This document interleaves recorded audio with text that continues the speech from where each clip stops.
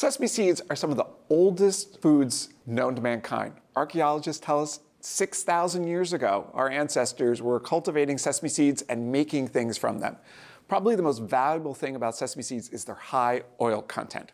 Now, if you remember one thing from this segment, I want you to think high oil content means high propensity for rancidity. So that means keep it in the fridge if it's oil or tahini, or in the freezer if it's seeds.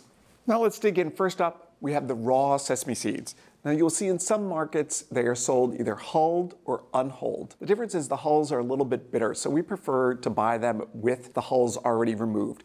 Won't ruin a recipe if you end up buying, especially in a natural food store, they sell them with the hulls on. But if you have a choice, get them already hulled.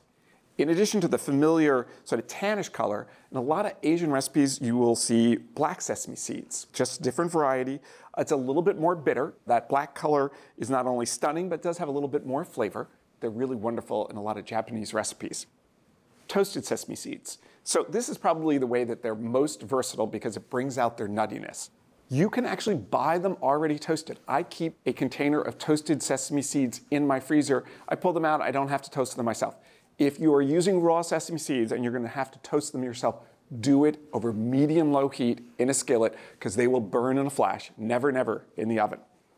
So in addition to the seeds, probably the most useful thing is the oil. It can be extracted from raw seeds, and it's basically like a cooking oil. High smoke point, you can use it like vegetable oil, except it's really expensive. And so therefore, most of the sesame oil, in fact, really the only sesame oil that we keep here in the test kitchen is the toasted sesame oil. So this is our winner. It's a company called Atoji, and it's kind of lightly toasted. We found in the tasting that the brands that were really dark kind of had some smoky charcoal notes that could be overpowering. And perhaps my favorite thing here on the table is tahini.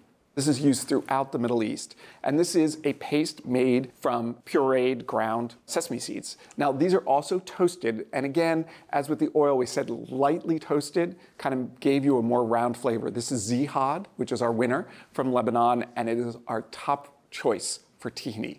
So there you have it. After 6,000 years, we're still using sesame here in the kitchen. Thanks for watching America's Test Kitchen. What'd you think? Well, leave a comment and let us know which recipes you're excited to make, or you can just say hello.